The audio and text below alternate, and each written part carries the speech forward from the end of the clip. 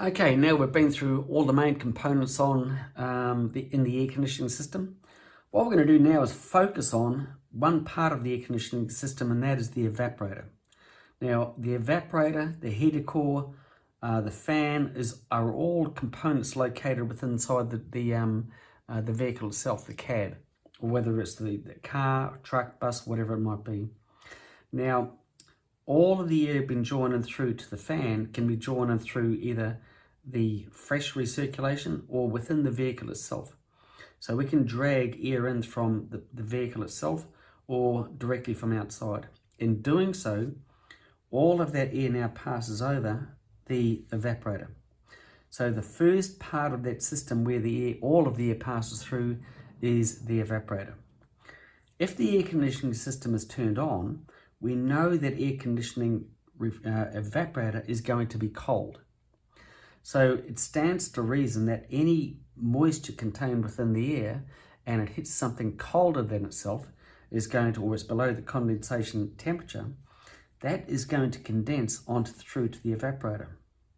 Now, we've all seen puddles of water underneath vehicles, and we think, well, we haven't got a coolant in there because where's that water coming from?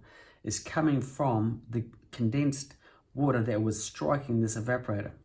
And in doing so, it passes down through a catchment tray and then makes its way down through a tube onto the ground. So the good thing about that is the fact that in wintertime, when we're running the risk of actually getting defrosted windows, or we want to defrost the windows or demist them, then what we'll do is we'll actually turn the air conditioning system on. If we know it's going to be a cold morning, what we'll do is go out and start the vehicle about 5 minutes before you head off. In doing so, that is now going to heat up the refrigerant or the coolant inside the vehicle. The coolant is responsible for actually heating up this core here. So that's your heater core that is heated by the vehicle's coolant. So on a cold morning, and we'll use a cold morning as an example, the air is initially drawn through the evaporator, and the evaporator will partially remove some of the moisture that was contained within the atmosphere of the vehicle, and that will pass it through and take some of that water and condense it through to the evaporator, and then it'll drop down onto that catchment tray where it'll be able to drain down onto the ground. After coming out of there, it is going to be almost moisture free, but it's also going to be very cold. Now, if you want to have it and the capacity to be able to demist the windows, that will be regulated up through to this area here. So with that door closed there, and this is done either electronically or manually inside, you can direct the coolant where it passes through after it comes out of the evaporator through into the heater core. So even though the air conditioning system is on in the middle of winter, we can now heat the air up after it comes out of the evaporator by passing it through our heater core. And that's exactly what automatically adjusted air conditioning systems are able to achieve. So what happens is the air is now directed over to this hot core here, our heater core. That then passes out, and if we don't want these, if you want to demist the windows, we would open this door here and then allow the air to pass up through the inside of our windscreen. We know the moisture has been condensed onto the windscreen because the windscreen's cold. But the air now passing out of here is warm, but it's also moisture free, very low in humidity. So in doing so, that moisture contained in the air is looking for extra moisture to absorb because it's very low in humidity. So it'll take and absorb all of that moisture off the inside of the windscreen and then carry it around where it's been, once again, recirculated through the fan and directed over top of our evaporator. So cycle after cycle after cycle. It doesn't take long. It only takes a couple of kilometers traveling down the road before the humidity within the vehicle itself becomes lower and lower and lower, and in doing so, it'll actually defrost the windscreen. After that, you can direct it down onto your feet or into a mid-range position. But that's the basic concept of how the air conditioning evaporator and the heat exchange can work in harmony in terms of the heated core to give you the ability to actually have defrosted windows. But still, and a lot of people used to say to me, Ian, I've got the air conditioning system going on in the middle of winter, but it's cold inside the vehicle. And I said, no, you turn the heater core on at the same time. They says, can you? And I'm quite surprised that the amount of people who know you can turn the air conditioning system on in order to be able to release or capture the moisture, but they don't realise they can also turn the heater core on as well, and that will actually increase the capacity for that moisture to be absorbed. But that's just an overview of the what happens inside the airbox, inside the machine or the vehicle itself. What we're going to be doing in the next video is just going through the process of all of this on a machine. I'm going to take you to work and we'll have a look at a machine at work and just show how all of the controls on here are now automatically done through its own separate computer. Just about all vehicles these days have the same thing. But this here is primarily just showing you the different stages that it passes through as that air passes through the heater box. Okay, I'm down at work and I just thought I'd pull out a new Case Magnum 310 and go through the various components. It's handy to understand looking at the diagram that we went through, but as we alluded to, we're also going to have a look at where these are located on running machine. And let's pop the bonnet. And the two parts that we're really interested in here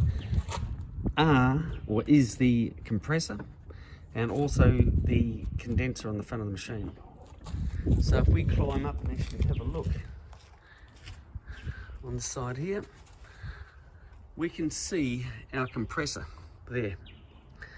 That is the clutch, which actually activates the basically engages the clutch when the air conditioning is switched on. And so that this has got a bearing on it, and the inner section will not be being driven by the fan belt when the clutch is disengaged. As soon as the aircon's engaged, that whole system will actually rotate. The intake is actually on this much larger tube here, and the outlet under high pressure, high temperature, is it coming out of this line here. And if we follow those lines down, they end up passing down through to this radiator located on the front of the machine, along with a lot of other radiators. We're not going to go through those, but we've got intercoolers, we've got heat exchangers for the hydraulics, transmission, stuff like that. But this one here is the one we're interested in, this one right on the very outside. All of the high pressure, high temperature gas enters the condenser there. As it starts passing through the condenser, it starts losing its heat through to the atmosphere, and in doing so changes from a gas, hence the reason for the larger line, into a liquid. So by the time it comes out of the bottom of the condenser, it has condensed 100%. So that is 100% gas or liquid coming out in the form of a refrigerant that heads off through to the thermal expansion valve. So those are the first two things located in the system. What we're going to have a look at next is going to be the position of the sort of stuff that's located inside the cab. Okay, so we've got the machine up and running now. We're going to go through and show you the process of how, what adjustments can be made through the air conditioning system, through the dash. So dashes on machinery these days used to be very simplistic, but now they're pretty much a computer within themselves. They've got quite a few computers on this machine itself, all talking through to our Pro 1200 screen that we've got here. Now, we can have a number of different ways we can access the air conditioning. We can go down to here, which is HVAC. If I press down on the button, we can go straight and make a shortcut directly through to the air conditioning system. And we can get out of there. Or if we can actually just go through to the tractor. Then we've got all these different, or this index gives us the capacity to have a shortcut to a huge amount of different things. In this case, we're going to go for the HVAC again, and it's on in this case auto.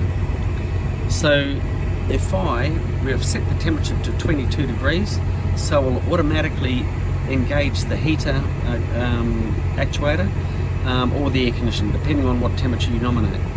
In this case, we've nominated 22 degrees. It will always allow that to remain there. The fan speed is auto because it's on auto. That fan speed will change depending on what condition you're after. So if we really increase or reduce the temperature down to maximum cool, which is 15, our fan speed has adjusted accordingly. So it's giving us the capacity to allow the computer, which drives the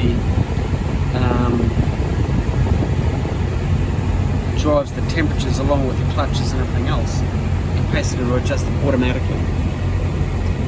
And then just go back through to our run screen after we're happy with that. So we've got the run screen number 1, and then we've got all these different run screens that are available for us to view as we go along as well. So that's just the normal working conditions on a tractor. So that's it. It's just going through. We can't unfortunately see the evaporator or the thermal expansion valve because they are integrated into the air conditioning system itself. And so all of that is actually, along with a lot of other cars and also machines, is an integral part of the system itself. And that's it. I just thought I'd give you a heads up on a running machine in terms of what these components are, or where they are in a machine or a car, and also in this day and age the fact that they've got in effect their own computer allowing all these functions to happen automatically.